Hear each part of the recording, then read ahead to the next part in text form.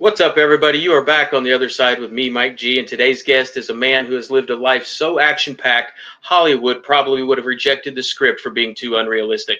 From Bangor, Maine to the UFC octagon, he's proof that a rough start can lead to a legendary outcome. So grab a seat and check your chin. We've got the one and only Marcus, the Irish hand grenade Davis. How's it going, Marcus? I'm doing well, man. How you doing? I'm doing very well. Thank you so much for coming on the show. I wish you could see it on my arm right now. I got goosebumps. I'm thinking about every DVD I've got on the shelf of old pay-per-views that you were in and how I'm going to watch them after this. Thank you very much, man. Oh, yeah, no, I appreciate it. And thank you for reaching out to me and setting this up. Absolutely. My first question is, what is it like for a kid growing up in Maine? Pretty boring. Okay. Very cold, especially if you're not the kind of kid that likes to, play out in the snow, ride a snowmobile, ice fish, and all that stuff. Oh, yeah. So, right, obviously, as a child, I obviously used to go sledding and all that. But as I got older, I started to not like, snow. I started to have a dislike for it. And right, because it made me cold, it made me uncomfortable. And, and I grew up pretty poor. I was cold a lot, growing up until I probably got to be more of a beginning teenager, probably when I was around 13, 14, life got a little better, but yeah, I just real bored. And you know what, when you don't already have something to do when you're a child, you go and find something to do. And when you go and find something, it's never what you should be doing. And that's kind of like how my life was. I came from a very broken home, and there was a lot of violence. Then I had an older brother who basically, for the most part of my early life, completely despised me. And so we had fights that would end up in the hospital. They weren't regular kind of fights. So it was pretty violent. And my father was a monster. His father was a monster. We had separate fathers, same mother, and made it really, really difficult for our mother as we were growing up. It was real hard. Man, I read somewhere that at an early age you were stabbed twice and shot at. What happened with that? Well, I got the first time I got stabbed, I was at a party, and I was 15 years old, and I was at a high school, college party at a house, and fights broke out, and I was in a bedroom, and I was punching this guy, and I ended up landing on the bed with him, and I'm smashing him on the bed, and we fell off the side, and we got stuck between the wall, the bed, and the nightstand. And as we were wrestling around. So you got to remember, now this is the 80s, and there was no UFC, there was no Brazilian Jiu-Jitsu. I didn't wrestle. I didn't know. All I was a street kid, and I'd been boxing for a couple of years, and I had a traditional martial arts background from a child growing up, but I would fight on the street all the time. And then I felt this sharp pain while this was going, while I was on top of them. And then afterwards, everybody broke it up. I came out, and as I was walking out of the house, I had he had shoved a nail file through my back. So it was kind of sticking out of my back, and it was in there pretty deep. He did a pretty good job. He got it in there pretty deep. And then the next time was it was about a year or so later. I was at another party, and at this point, the guy that had the house, his name was Jody Dupree. He asked me to kind of be like the bouncer for the party. Like, there were people he wanted in, people he didn't want in, and he knew that some people were going to show up. And at one point, I was at the front door, and I had another friend of mine with me. He wasn't a very good fighter, but he was a really good friend. Like, he was a guy that would dive in anyways. And he was a little older too. So I think at this time I was 16, and his name was Toby Guilford, and he was 21. So he was, quite a bit older. And this guy came up, these two guys came up the stairs. They wanted to get in. I wasn't going to let them in. Fight broke out. I ended up just smashing both of the guys with Toby's help. And then I saw that there was a car down there that they had gotten out of. So I walked down to the car, and the car had a few people in it. And I said, get the fuck out of here. Get your buddies, get the fuck out of here. Yeah. And then the car that was parked up in front of them, right, the doors opened, and then these guys got out. And so it just turned into an all-out melee. And at one point, I was inside the car. I got inside the back seat of the car, and I was hitting a guy, and another guy was in the car with us, and he's trying to hit me in the head with a tire iron. And luckily, he's hitting me, but he's hitting the roof, so he's hitting me in these 6-inch or whatever, so he can't get enough. So it was just a crazy thing. And one of these guys was like a security guard because he had on a security guard outfit.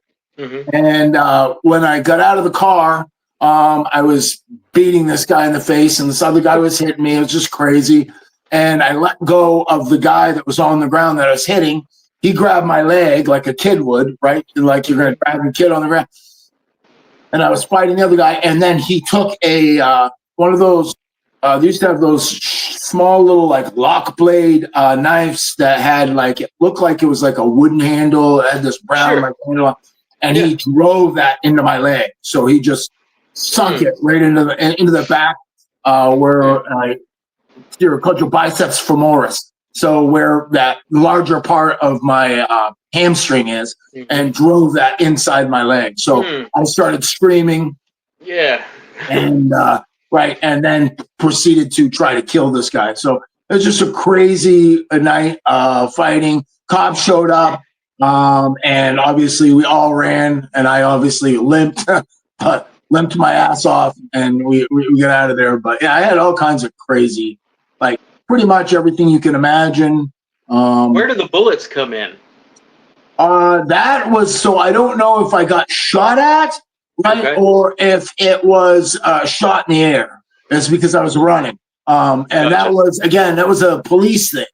So this was during a great big fight. Cops showed up and everything. Right. And at that time when they showed up, I just started hearing gunfire. And my ass was running. So, and I don't know. I think it was the cops shooting. It could have been somebody there, but yeah, it was just wild. I've had a gun. There was a night. Luckily, I didn't get shot or nothing happened. But when I was running these, so at one point in 2000 to 2003.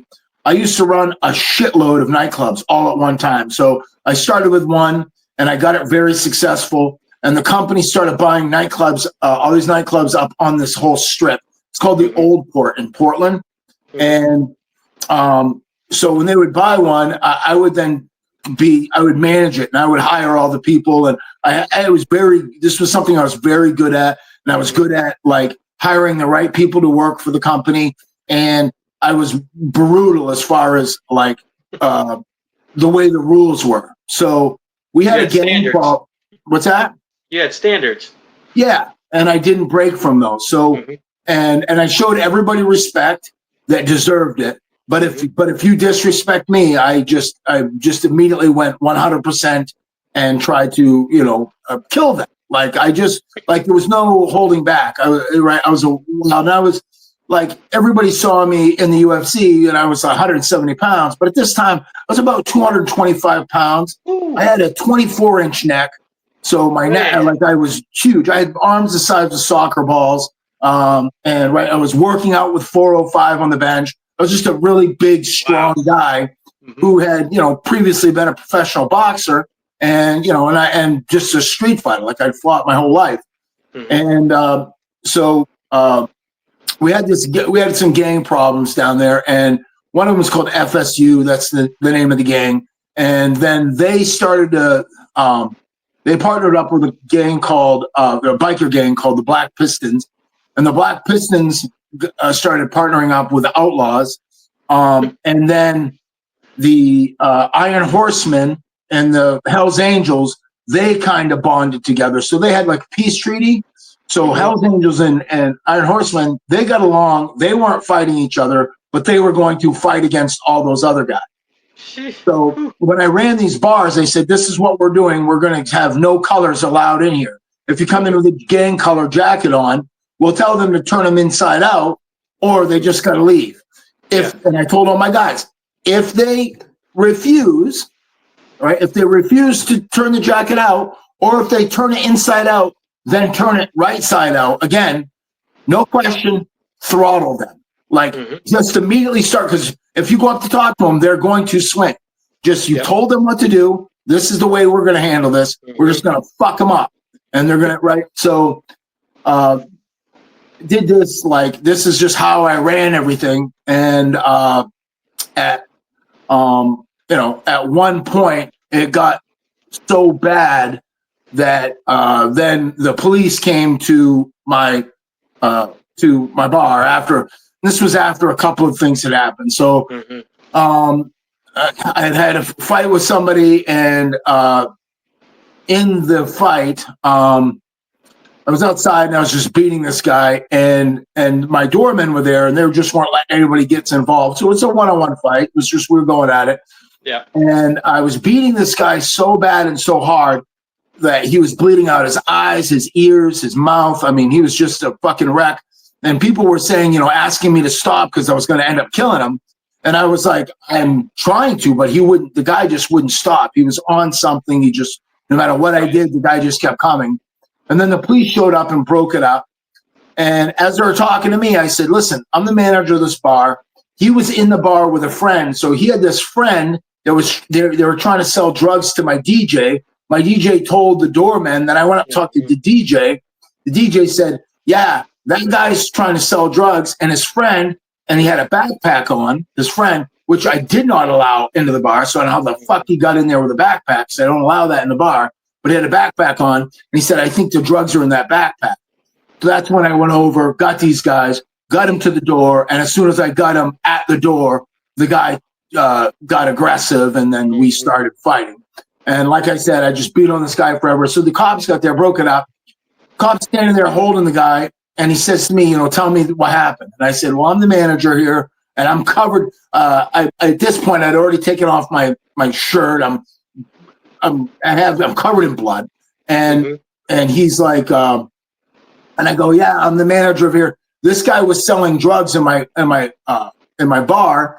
And then I pointed him down the street, like maybe 3 bars down. The guy that was with him with a knapsack was just standing there watching us. And I go, you see that guy with a knapsack? I guarantee if you get him, he's got drugs in that knapsack. That's why this all started. And then the cop looked at me, looks back at that guy and says, so what's your story? He goes, fuck you, pig. Hits the cop car and runs down the road. And I just went, nice. This is over. Yeah, you're done. Right. I'm like, I'm cool. So the next day I'm at work and I'm getting deliveries in for beer and stuff, and I'm putting them away. The cops come in. And I'm like, hey, what's up? And they go, oh, we got to talk to you about last night. And I was like, yeah, what about it? And they go, that guy you got in a fight with, we ended up having to take him to the hospital. His entire, his skull was crushed. Like his whole facial was all crushed, and he lost a kidney. And I went, what? And they're like, yeah. And I was like, well, I knew like his face. I knew that I knew that I broke orbital bones. I know I broke his cheekbones. I knew I broke his nose because I was just smashing this guy. And again, this sounds kind of like bullyish because I was a 220-pound fucking monster at this time. And this guy was probably like 170 pounds, but he was He can't, like, I didn't start the fight. Like I just, and this kid just had everything to go. Went at it. So then I was like, holy shit. And he's like, yeah, there's probably going to be lawsuits and everything. We did arrest him. And so anyways, then we started collecting information. We got to get lawyers, and then found out that when he ran, those cops chased him, and then other cops ended up chasing him. And when they caught him, these people watched him, and the cops were beating him with nightsticks. So, blame it on you. Right. So then when that came out, and then we collected all this people to, give statements and everything. And then it kind of went away, right? So they were like, right? Because at that point, it could have been the sticks that did that. Like, right? Anything, right? If you beat somebody with a fucking nightstick, right, definitely that's going to be worse than me punching him in the face. So, so that went away. But then just a couple of days later, this guy comes into the bar, this great big guy. His name was Joe Shoek, and he came in, and he'd been in what's called Wyndham, which is a prison in Maine. And he'd been in there, I had heard, for 11 years or something like that. And then he was out. He had just gotten out. So he wasn't even supposed to be in a bar because he was on probation and all this stuff. But he was in my bar, and he had this professional baseball player. Maine has a semi-pro baseball team. And this guy was the pitcher or something. And apparently this guy was sleeping with this guy's woman while he was in prison. And this, I didn't know all this, but that's what I found out later. And that guy who had the baseball player over the bar and was smashing him. And then my doormen were jumping on him. He was just lacing my doormen and throwing them all over the place. This guy was like 280, 300 pounds. He's a big guy. So I went up and I put my hand out like this. And I said, hey, I'm the manager, fucking calm. And as soon as I said that, he came at me. And I punched him. And then we kind of got into a clinch. And I got him down on the ground. And I ended up mounting him. And I shoved my thumb inside his mouth, and I fish hooked him, and I had him fish hooked, and I was holding him down, and I said, and then I put my other thumb right into his eye, and I got down into his face, and I said, I'm going to fucking gouge your eyeball out. I'm going to rip your face off. I'm going to get up off you, and if you walk to the door and you leave, nothing else is going to happen. But if you fucking do this again, if you start again, I'm going to take you down. I'm going to take your fucking eye, and I'm going to give you a fucking karate smile. I'm going to fucking tear your fucking face off. So I got off him, and we started walking to the door. When we got to the door, he stopped, and I put my hands on his back, and I said, keep going. And he just said, he goes, I need you to walk me to my car. And I said, get the fuck out of here. He goes, I will if you walk me to my car. So I shoved him out the door, and he turned around, and he said, hey, walk with me. Why don't you come with me? And I go, I'm fucking working. I go, if you want to fight, come back when I close the place, and I'll fucking be out here. I'll leave. He goes, no, I want you to come with me right now.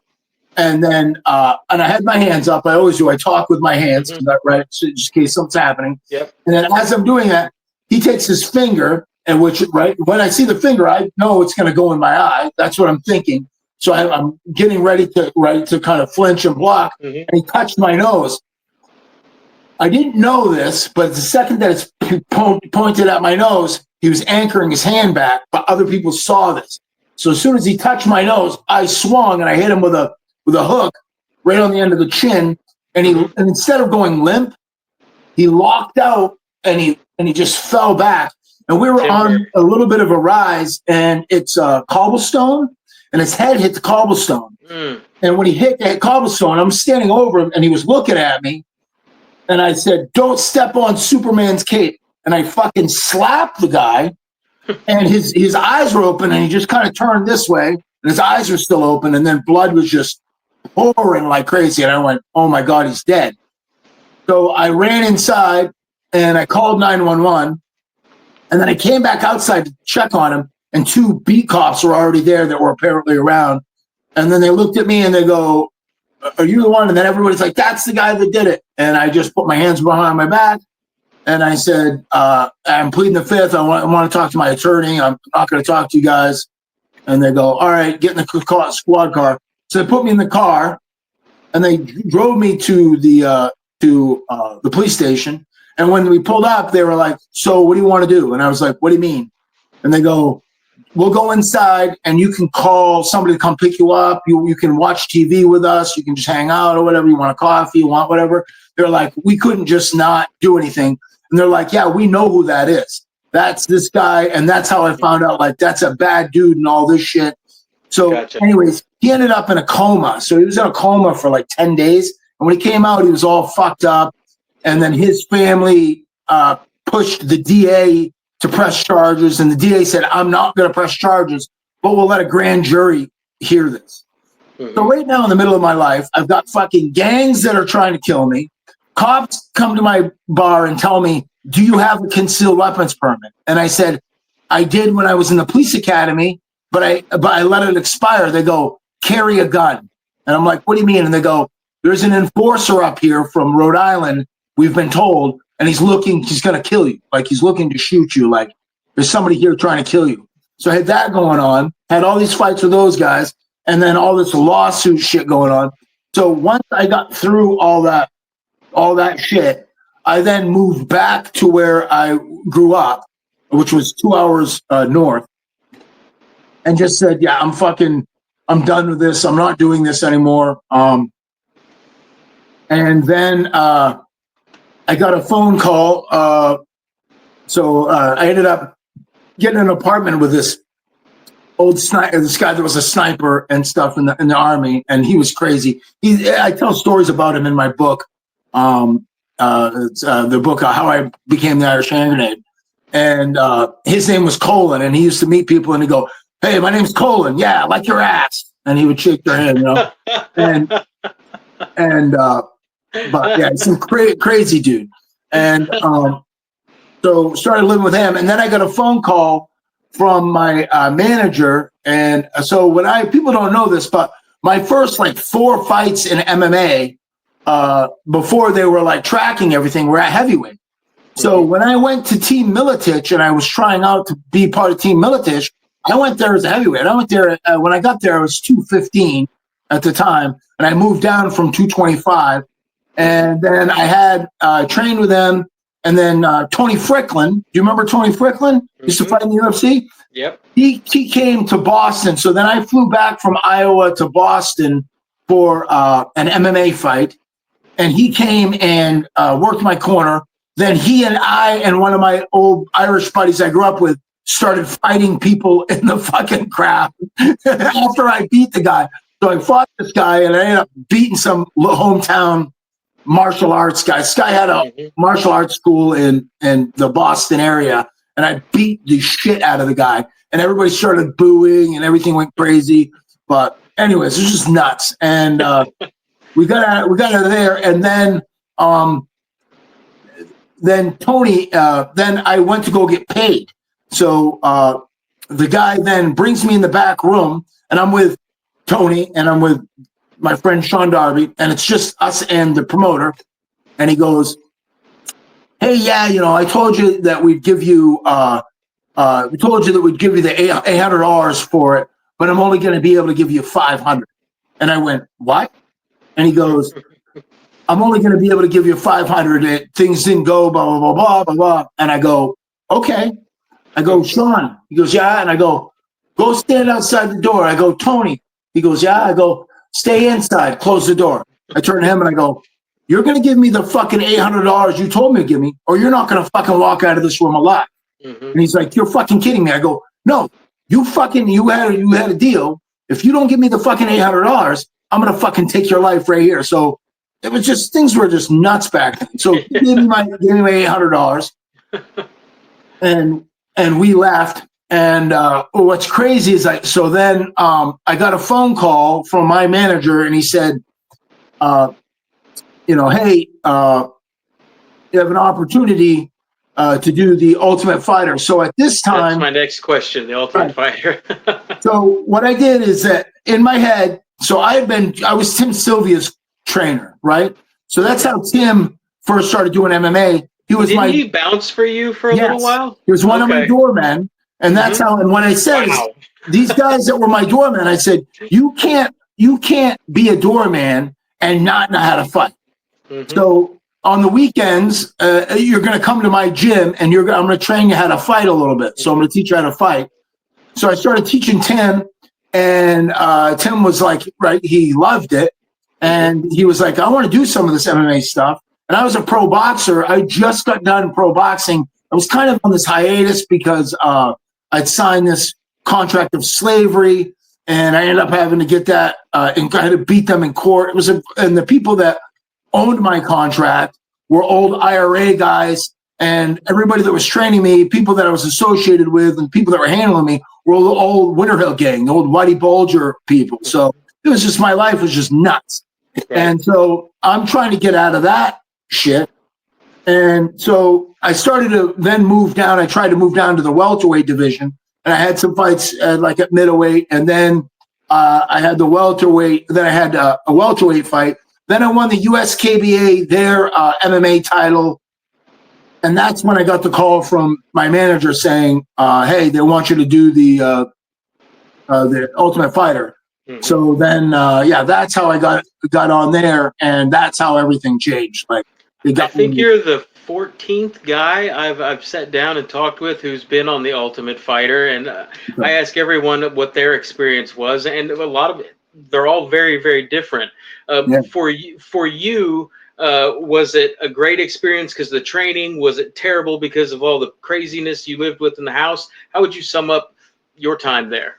Well, it was different for me because I was the oldest guy in the house at that time. So you got to remember, I didn't even start doing MMA until I was like 33 years old or something, right? So I was 35 at this point, and they all called me Uncle Marcus.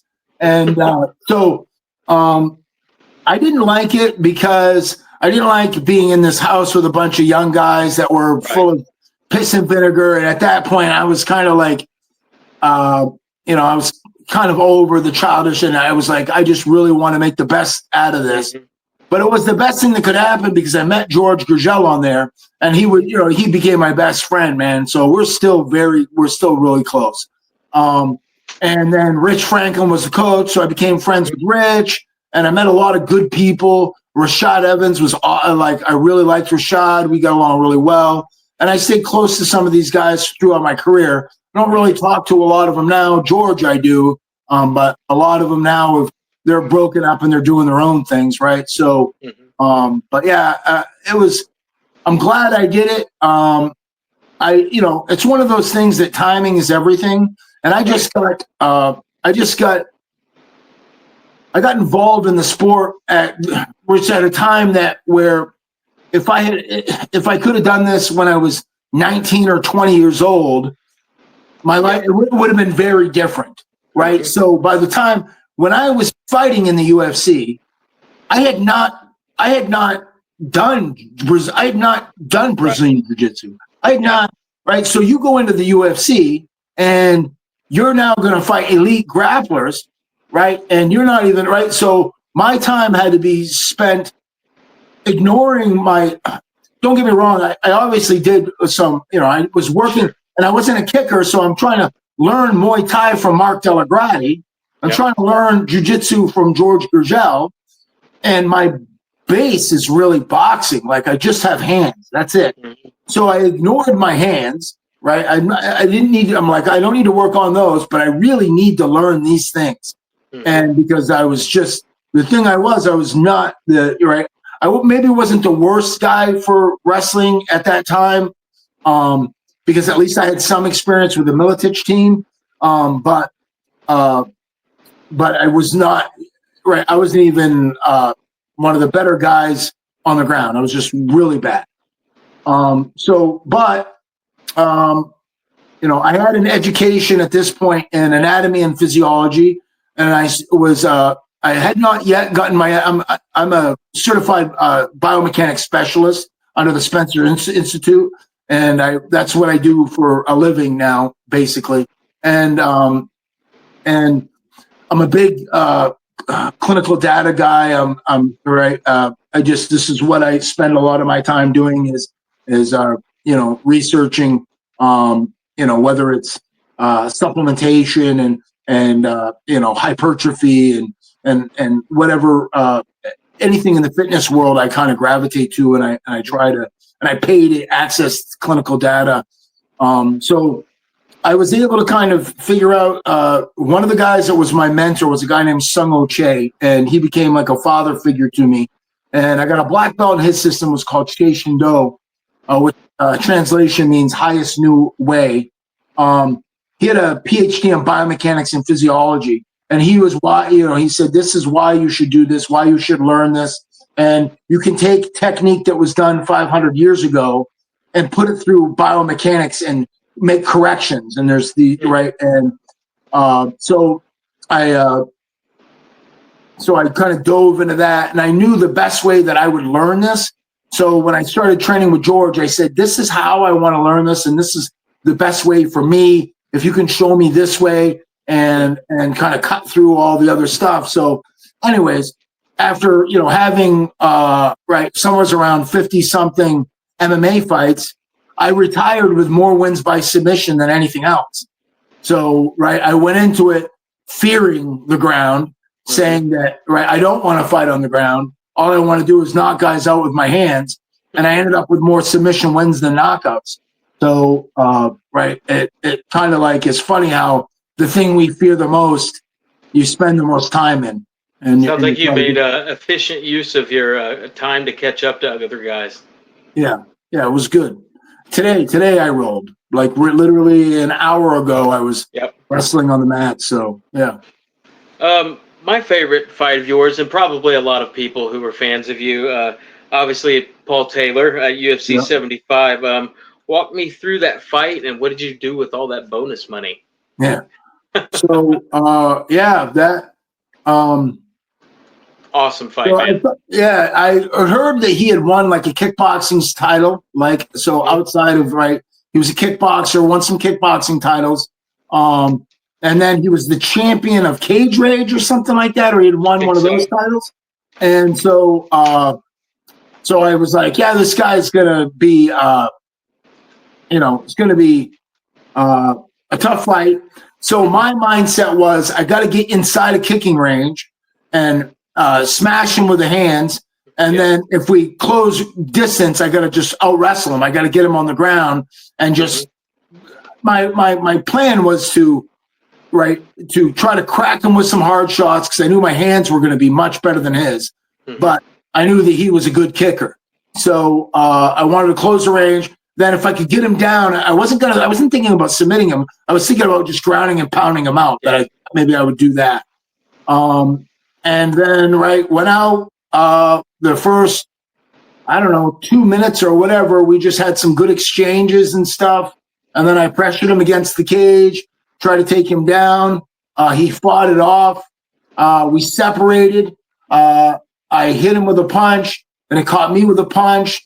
And then I closed the gap and came in, hit him with a shot. And then on my way out, I kind of come up. And as I did, he threw the right kick and caught me in the neck. And as he hit my neck, I lost my legs and I was on Queer Street. And as I'm falling to the ground, he chased me down and started hammering on me.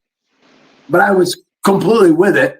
And luckily we had, what's his name? The referee was, I can't remember the referee's name. Mustache? What's that?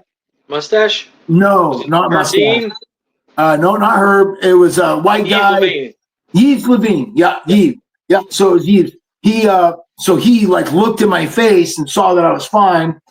So then once I got my bearings together, then he got on me and tried to keep me pinned on the ground.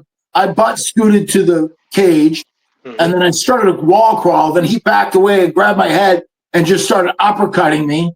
And then I clinched with him. I took him down, and then I just proceeded to ground and pound him from inside his guard.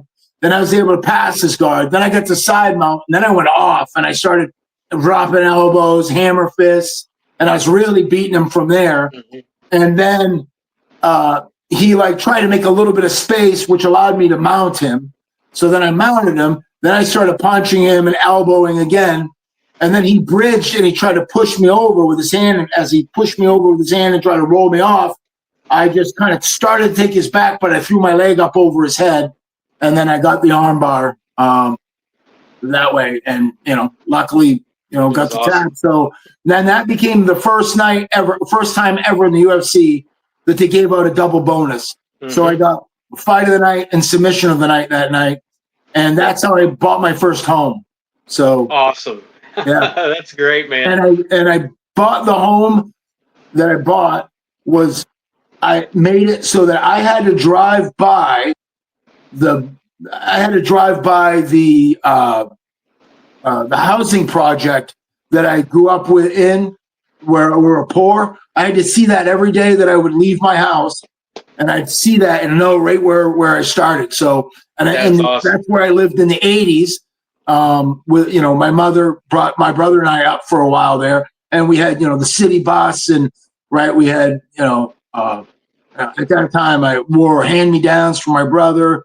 I was wearing fucking, you know, bell bottoms in the 80s. I mean, we were so poor, right? I was I getting remember. it was not good, but yeah. Wow.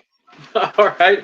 Another one of your fights that I want to mention is the Chris Lytle fight in Dublin. I've had Chris on the show. I love that Yep. guy. How special was it to fight in Ireland, obviously, and pick up a win over a guy like Chris?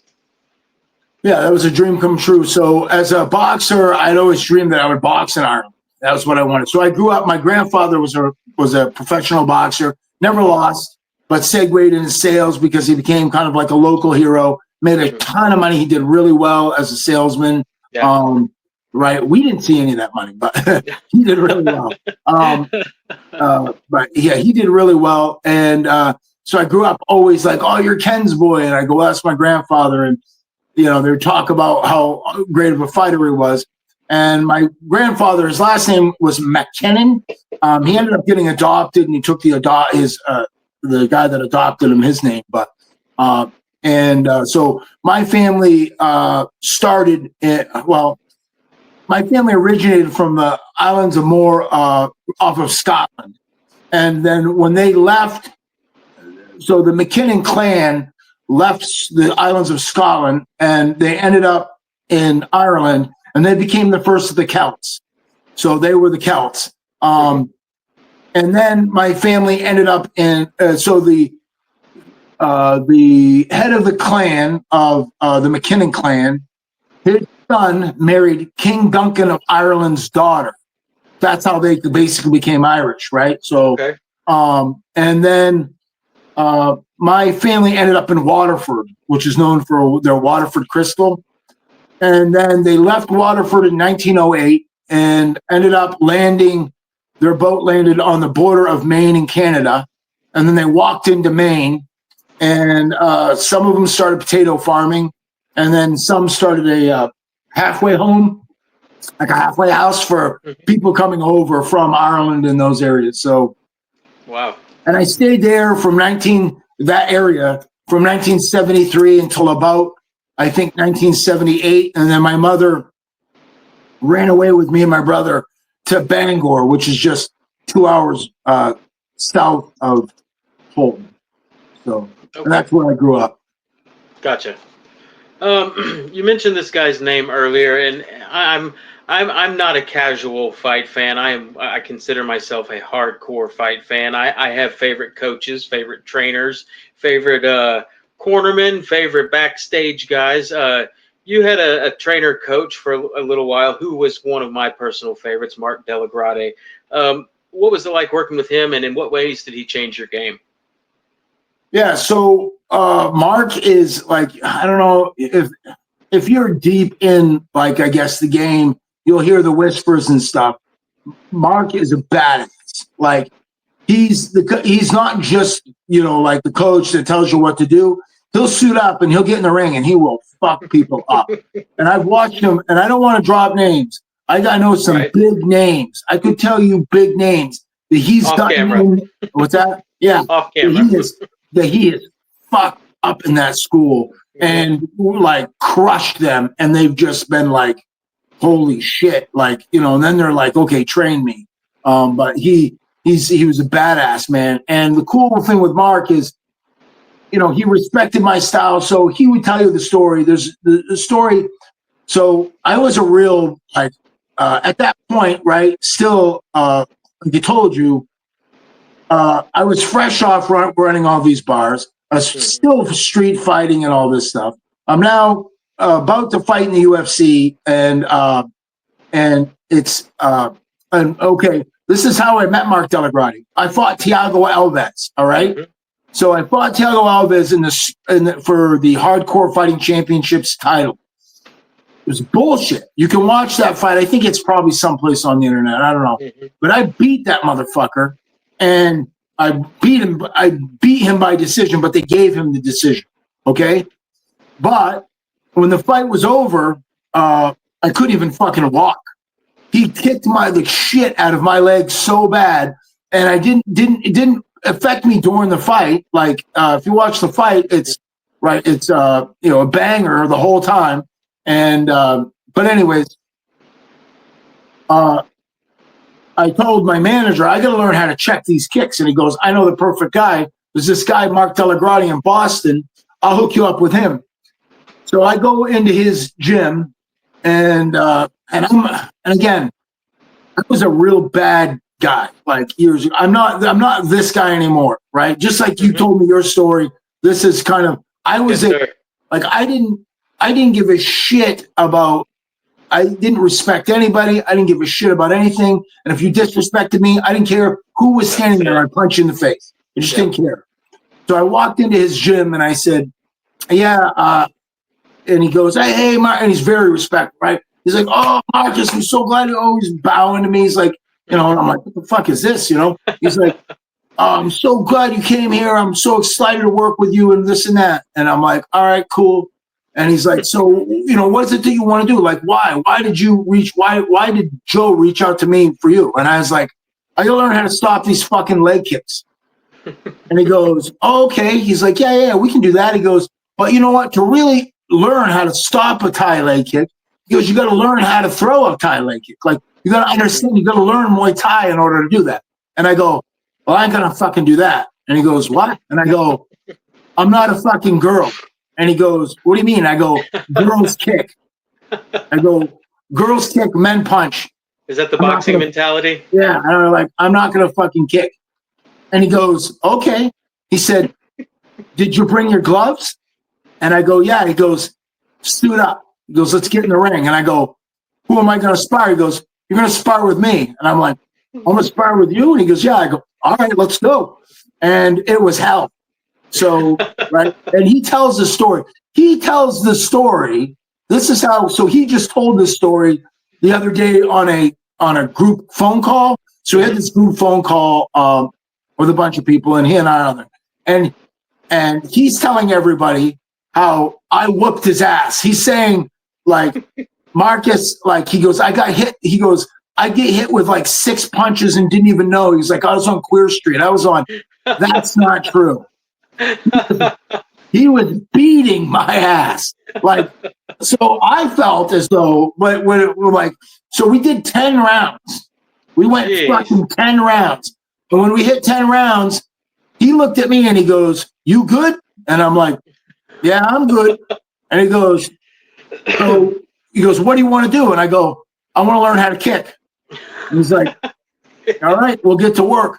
So then he later told me that a bunch of people came to him and said, don't let Marcus in here. Like, don't let him. So I'd already built a reputation in the MMA community of just being a prick. Yeah. And a guy that, a promoter, so I told you about the guy that didn't want to pay me. Mm-hmm. Another promoter pulled something like that.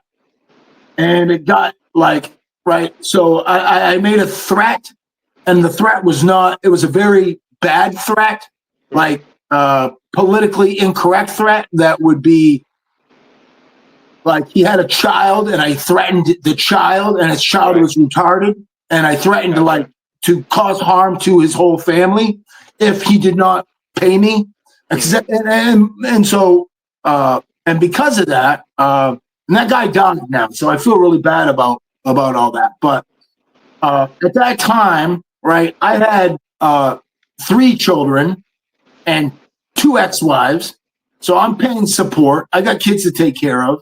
And you're going to tell me, right, the guy owed me $15,000. And as I was walking into the bank I was driving to the bank to cash or deposit the check. He calls me and he says, hey, have you deposited that check yet? And I go, no, not yet. He goes, you might not want to deposit it. It's not going to clear. And I go, what you just fucking say? He goes, that check's not going to clear. And I said, okay, hold on. And I read the address and I go, is that where you live? He goes, yeah. I go, if this is not clear, I'm going to come into your house. I'm going to kill you, your wife, and your retarded kid with a fucking hammer. Oh, You better my hope goodness. this check fucking clears, right? Oh, my So I hung goodness. up. What's that? I said, Yeah, oh, my man, goodness. And so I go into the fucking bank, and I didn't go into my bank. I go into so on the bank, it said that it was a check from KeyBank. So I went in KeyBank, and they were like, they knew me. They were like, hey, Marcus, what's up? And I'm like, hey, can you tell me what's in this account? And then they look and they go, this barely clears. I go, fucking give it to me. I'll take it. So while this is going on, my cell phone's ringing, and it's my manager. And I answer it. It's Joe Cab. And I go, yeah, what's up, Joe? And he's like, please tell me you did not just threaten to kill a retarded child.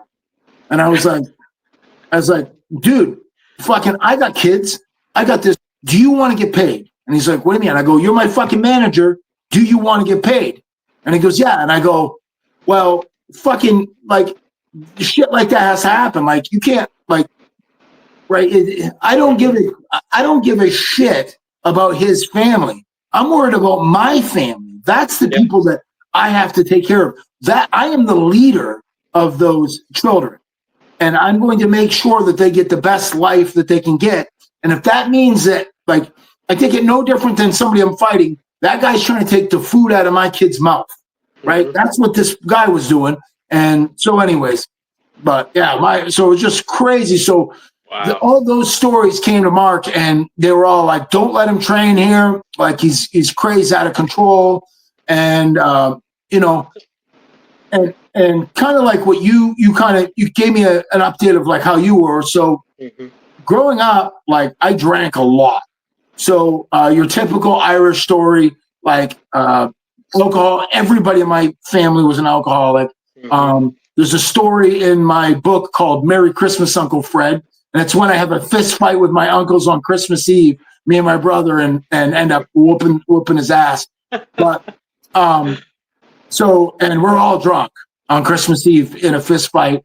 And but anyways, and so I quit. So Master Che died in 2004.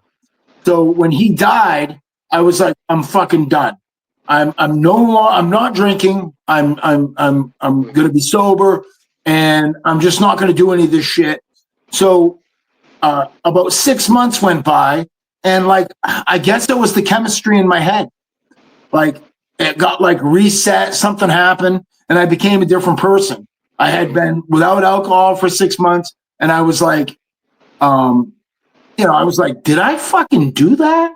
Like, I was thinking back to all these things, and I was going, I can't believe I did this shit.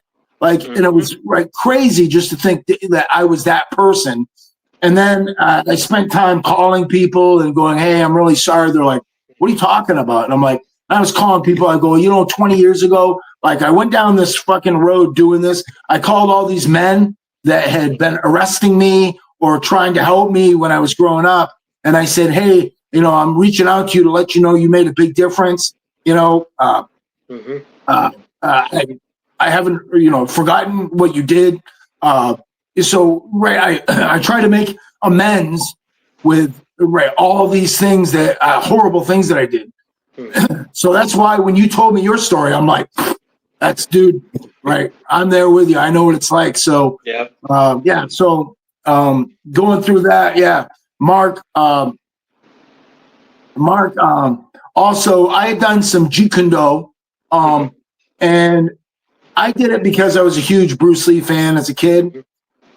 But when I did it, I didn't understand application, right? So I'm like, and then I would spar with these guys at Jeet Kune Do, but I was already a boxer, but I was learning. So this was before the UFC or anything. So this was like very early 90s, like 1990, 92, 93, stuff like that.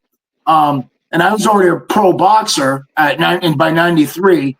And I was just smashing everybody, right? So everybody's doing Jeet Kune Do, and I'm beating them all. Like, even the best guy, the instructors and stuff, I'm punching their brains in. And I'm like, it's cool. Like, this trapping is cool, but it doesn't work. Right. And then I met Mark, and Mark fucked me up with a bunch of it. And I looked at Mark and I said, dude, was that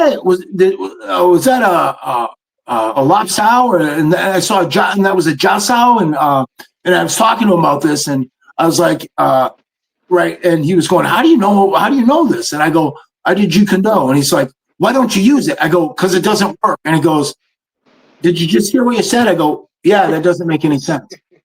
And he's like, no, it does work. You just you got to learn how to apply it. And so, and I didn't spend a lot of time doing that when I was in the UFC because I needed to learn the other shit. I need to learn how to wrestle. I need to learn how to submit people. I need to learn that.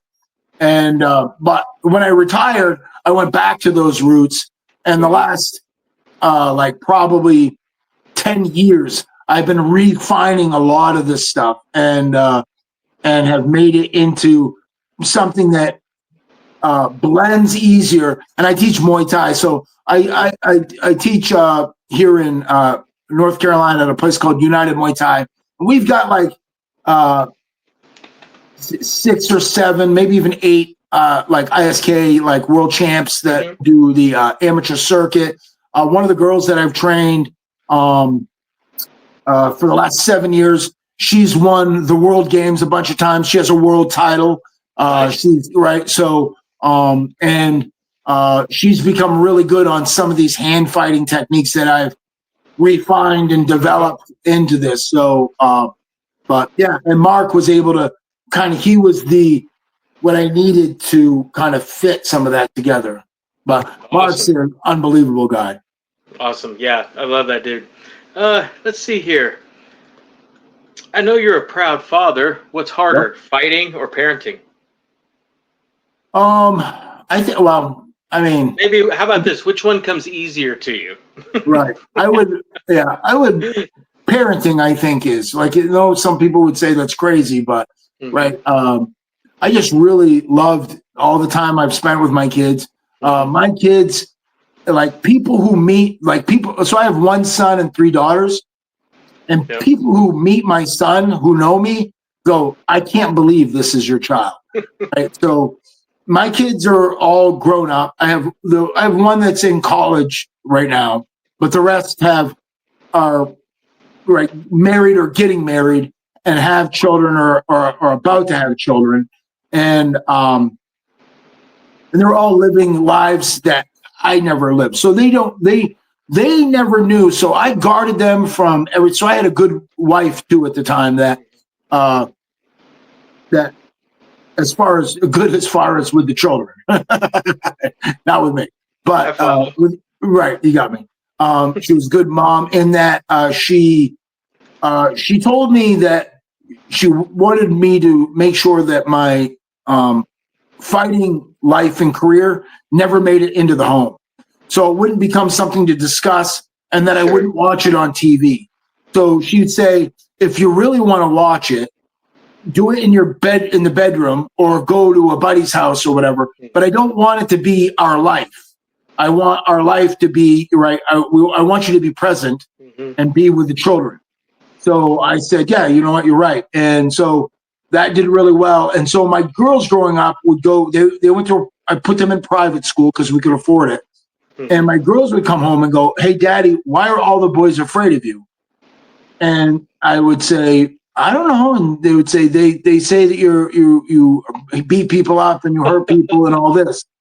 And I said, well, that's my job. That's what I do for a job. But so they didn't really, they didn't have, they didn't understand that. So they were kind of guarded. So now that they're all grown up, I still didn't go tell them the horror stories of me growing up. But they went out and they got the book. So then when they read the book, I got the calls and they were like, tell me that this is that this isn't true. And I go, no, this is all true. So they didn't know. They had no, and I protected them. They never met my father. They never met those relatives. I kept them away from everybody. So the only relatives they had were on my wife's side. Okay. Wow, that's wild, man. Who are you currently a fan of in MMA? So, all the guys that so I'm not a big, I don't watch the pay-per-views and stuff. I'm now the casual guy.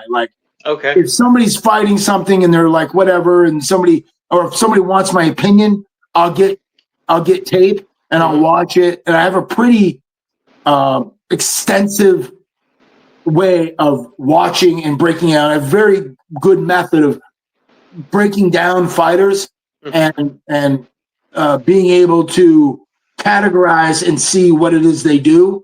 So I've been asked to do that on a couple of people. So I did when Khabib was active.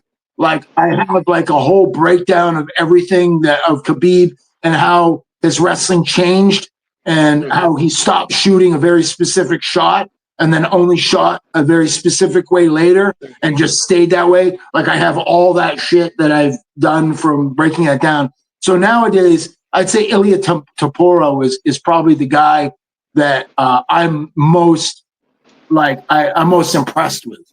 Okay. Like because the guy clearly can wrestle very well, but he has dynamite in his hands and great technique, and his timing is just so there. Like, and that's what's crucial is if you have the timing, you can throw any punch and land it. Right? You can have great technique, but if you don't have timing, it's useless. Yeah. Okay. Throughout your whole career, boxing, MMA, I want to know if you could have one rematch. Which fight That's would it Dan be? Hardy. Dan Hardy. Okay. Dan Hardy's the rematch. Yeah. I figured. Yeah. I think I may have mentioned this to you previously. When he was saying you weren't Irish, you weren't British, all that kind of stuff. The whole time he was saying that, I was thinking you're not a redheaded Mohawk vampire. Right. So what is it? I mean, what does it matter? Yeah, that's what I said.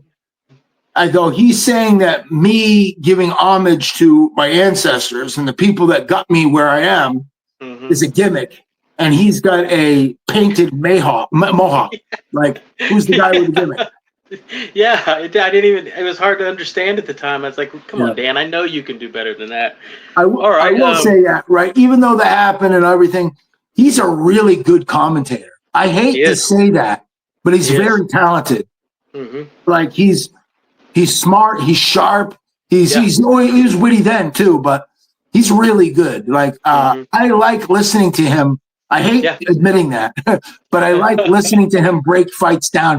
He's talented. Yeah, I like him. He's very good at it. I like listening to him break down fights. Okay, I want to know any era, any generation, any combat sport, who are your top 4 best fighters ever? Your personal Mount Rushmore of combat sports athletes. So do I have to do the ones that I think are the best, or do I go? You want to go your favorites? Favorites. I don't know. Okay, so let's try. I'll try to do what I think are the best. Okay. So you got to remember when I say these guys, you can't look at their whole career. You're looking at when they were at their top. Yep. Their prime. Right? Yep. So when they're at the top. So if we're going to allow drugs into this, John Jones is the GOAT, right? So if you're okay with that being there, right? So he got pinched for it, so it's on his record, but he's clearly the best to do it. So next this will probably be controversial to some people, but they're going to argue. They would argue with me on this, but I'm taking this at a very specific time with this person. I don't believe anybody was better than him, and that's BJ Penn. So there was a time when BJ Penn, if he was in top shape, he had impeccable timing, right? And he had the best grappling in the world.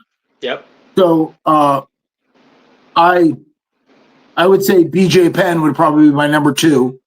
Okay. After that, George St. Pierre. Absolutely. I think George shows the epitome of being a martial artist. And he could only this isn't a put down when I say this. There were only really 4 or 5 things he ever did. right? Mm-hmm. It was shoot the double, right? Mm-hmm. He used a lead Superman punch, right? And the reason why I used that lead Superman punch is because it's the longest weapon and it's the closest weapon, rather than using the rear, which get him closer. He had a great jab, again, Mm-hmm. right? And he had a great lead switch kick. Yep. So his method was keep you long, and his reach 9 inches longer than mine. People don't understand that. He was 9 inches very longer wide for a welterweight. So that's brilliant. Mm-hmm. Learn to use your lead foot, your longest weapon, your lead hand, overuse it, make people have to get beyond that, then take them down. And that was brilliant. Like, that's what he did. He said, the second you get beyond my lead hand, I'm shooting. Mm-hmm. So, yeah, it was great. So, George St. Pierre, that's 3. Yep, one more. So I need one more.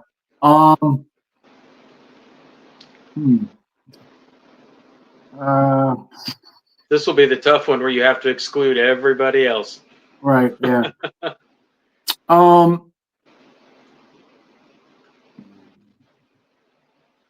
I don't know. Like, I'm gonna pick this one because of they I believe won the title 6 times, right? And became the brains behind MMA, building MMA, real MMA teams. I'm gonna say Pat Miletich. Okay. Yeah. Like, a lot of people wouldn't pick Pat, but he was a guy that at his time, right? He was a 6-time UFC champ. Yeah. And he was very talented everywhere, right? He was not he at a time where people were one style strong. He was not. He was he right. He could box. He loved boxing. He could wrestle because he did wrestle, and he did some Muay Thai. So he kind of was like well-rounded and early on. So I think that I guess that's what. And I like Pat. So I'm a fan of him as a person. Good choice. Definitely a good choice. All right, these next several questions are kind of pick one or the other style questions. The goal behind these is no matter which way you answer, half of the viewers are going to say just like me and relate. Everyone who doesn't fight thinks that or feels like fighters have something extra or different that allows you to have the bravery or courage, I guess you could say, to step in the ring, step in the cage. We're not going to do it. So if we can be more relatable to you, maybe we'll feel a little bit better about ourselves. My first question, what do you like better, lobster or barbecue? Barbecue. That Carolina style with the mustard sauce? No, not really. I mean, the Carolina I like too. It's all right, but I like the variety, the choices that you can do and everything. There we go. Not a big pork guy because of parasites, but you know, everything else. Brisket. Yeah, brisket's good. Here we go. Yeah, all right. What pays better, being a gym owner or a bouncer? Well, it depends on how you're running your gym, but right. Yeah, I being a gym owner. Okay. All right. Both in their prime, who wins, Ali or Tyson? Yeah. I think because you're talking about, I believe, right. I would have to go with Mike Tyson, and the reason why is because Ali did struggle with damn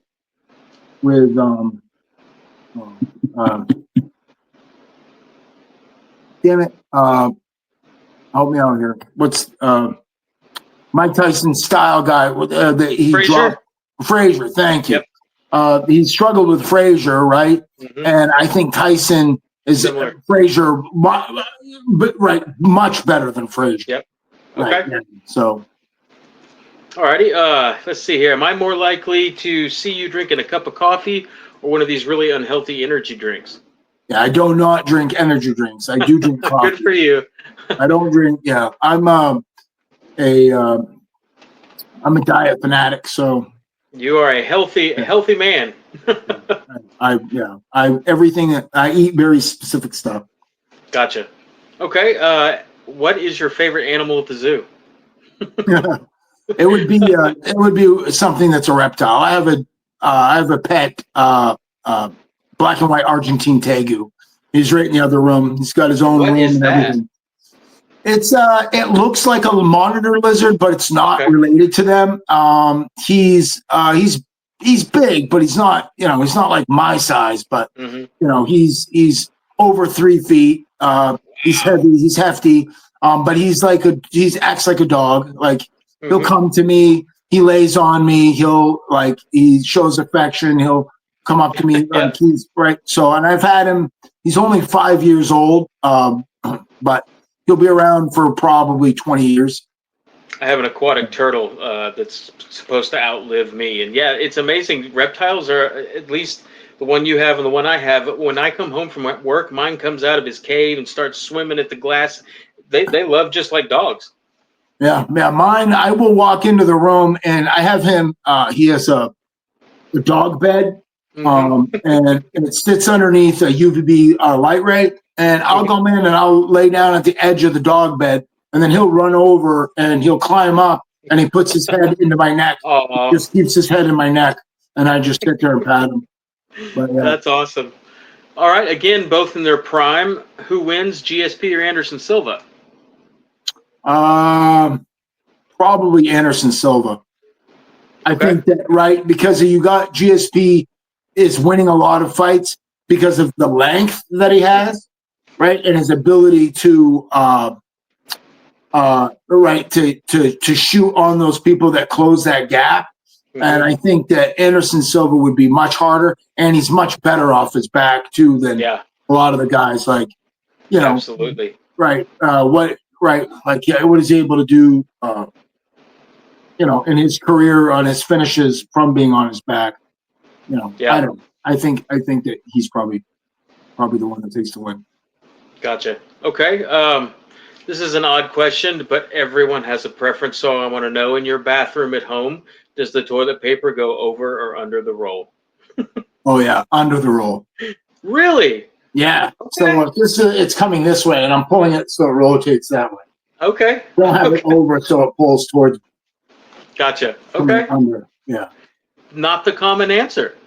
Really. Yeah. I'm glad when I started. So my girlfriend and I, we lived together. But when I first came here, that was the first thing I checked too. I was like, okay, she's solid. She does the toilet paper the right way. Did you ever get close at all with Big Ben Rothwell? No. Okay, I wasn't sure because of the Militich connection or not. If you ever want to watch it, it's one of the funniest parts of any interview I've ever done. I asked him the same question, and he went into a sarcastic 2-minute rant about the way he rolled the paper in his hand, the process he did for dabbing, and it's hilarious. He went Okay. into it. Yeah, All he's a right. wild. Favorite Rocky movie? Right. Well, obviously the first one is the classic, and it was done well, Mhm. right? But for pure, just like they started to get silly. I would say the one I think it's number 3 with Mr. T. Yeah. Like, that's like Clubber Lang. It was just funny. Yeah, thought that was Hmm. right. Probably not really the best one, but if you said you got to pick one to watch, that's the one I'll Hmm. watch again. So. Okay. Would you rather get punched in the face or step on a Lego barefoot in the dark? Step on a Lego. Okay. Because you're right. I can't choose who's punching me in the face. So That's true. That's true. You don't know. Okay. You have to sing one song, word for $1 million without a single mistake. Which song are you singing? And you can't. No, Mary had a little lamb, twinkle twinkle little star. An actual oh, okay. song. Ah, An shit. actual song. All right. I don't know if I know any for $1 million. Maybe a jam from when you were a kid you played over and It over. would be. It would have to be a rap. It would have to be a rap song. Okay. Lottie Dottie by Slick Rick. Absolutely, I man. know. That's I a good know one. all the words to that. That's a I'm not going to classic. sing it for you, but I know all the words to that. Yeah. I appreciate that. Yeah. All right. In your prime, who wins between you and Jake Paul? Yeah, right. So, am I right? So if we granted, I don't know. He's how big is he right now? So in my prime as a boxer, I was 152 pounds. Mm-hmm. So that was when I was probably at my best. Okay. So I guarantee if he was 152 pounds and I was 152 pounds, he at his best and me at my best, I would fucking smoke that guy. Mm-hmm. I would just kill him. So Yeah. You asked, or you mentioned how much did he weigh his last fight? His last fight was against Tyson, and I believe he weighed in at 227. I don't know if you've heard the announcement that came out a few days ago about Jake Paul's next fight. He's going to be okay. Gervonta Davis fights at a little tiny guy. He's 135 pounds. Yeah. How? That's crazy. And he has to get down to 190, I heard. Wow. Yeah, he's got to get to 190 for the fight to happen. And Gervonta might come in at like maybe 145 or something. Probably. I don't know. Who knows? It's crazy. All right. These days, what makes you happy, Marcus? What makes me happy? Spending time with my grandchildren. The time I spend relaxing with my girlfriend, like just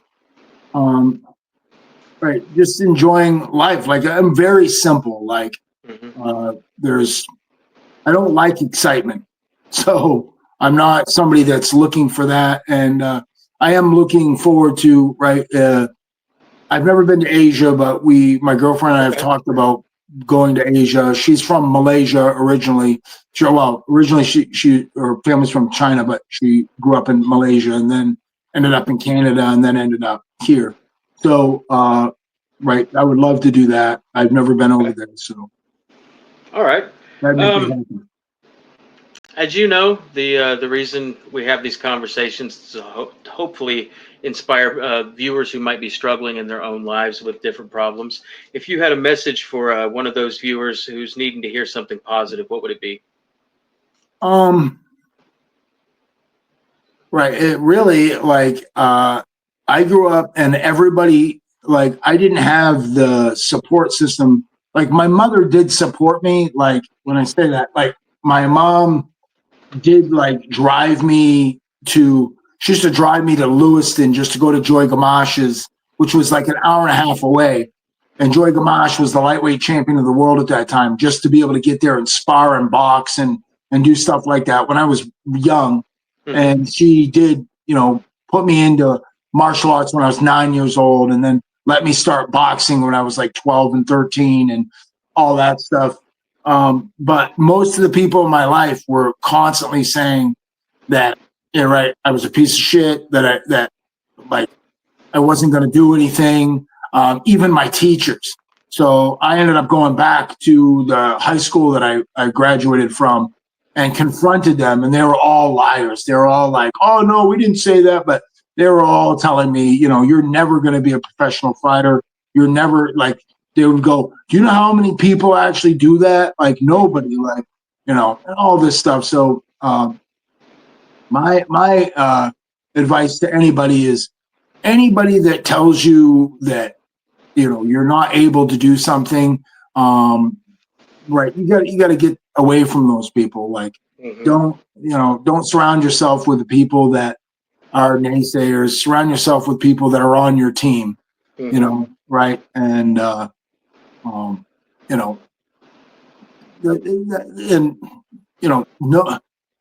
if you want something, it's never going to just come to you. You got to go after it, and you got to go after it hard, and and it takes discipline and hard work. I think that's one of the things that stops most people, right? So I have people people will see me at where I teach Muay Thai, and I've had guys go look at me and I'll take my shirt off and they'll go, how the fuck do you have you're 52 years old and you've got an 8-pack and you're built like this? How do you do this? And I say it's discipline. I don't eat cookies. I don't eat I'm very regimented on No like, energy right. drinks. No energy drinks. No, I don't take any of that stuff. I take supplements. I literally am in, typically, I'm in bed sometime at least by 7 o'clock. Like Mhm. I'm not like, and then I'm up at 4 a.m. So I'm not, like I said, I don't lead an exciting life. I'm very, I just enjoying the process. Right. That's it. Gotcha. What's the best way for friends and fans of the Irish Hand Grenade to keep up with you? Oh, well, I mean, really, like I said, I'm pretty low key now. Right. I'm active how you got me on Facebook. Like I go on there and if somebody reaches out or tags me on there, I'm liable to, right. I'm somebody that will probably reach back to you, right? Unless you start saying crazy shit and then I'll block you. But that's about it, man. Like I said, I'm very, Come by the gym and see you in person. yeah, right. I teach at United. I work for a company called Core Results. I've been with them for the last, I think, 7 or 8 years. And I spend all my time teaching and training people from 4 or 5 a.m. in the morning until 7 o'clock at night or 6 o'clock at night because I'm usually in bed by 7 if I can be. But yeah, and then I just keep that. That's the cycle. I just keep doing that. And Wow. yeah. Marcus, I'm out of questions. I want to say thank you so much Yeah. from deep down, man, for sharing your time with me. To me, you're a legend. It's an honor to get to sit down and talk with you. When we get off here, I will upload this to YouTube. As soon as it uploads, I'll send you the very first copy if you want to watch it. Okay. Awesome. If for any reason you don't like it or aren't happy with it, let me know and I'll take it down. I don't ever want to have anything out there that people aren't happy with. Thanks, man. I appreciate it. I feel like at this point, we're friends. I consider you one. I hope you consider me the same. Yeah, man. Yeah, I love your story, man. It's great. I I like love that yours as stuff. well. People that go through shit and make it, I respect. People that Yes, have sir. it easy, I do not like. My girlfriend, if she was in here right now, there's a guy that's at my gym that's like a somebody who's never, I think, struggled in their life and has been lucky. God, I just want to strangle that kid. Like those, yeah, like I know, but people that overcome stuff, you're right. When you know somebody's actually done it and been through the ringer, and then they're at a good place, that's great. Yes, sir. All right. Have a great rest of your evening and take care, man. You too, buddy. All right. Have a good one. Bye bye. See you.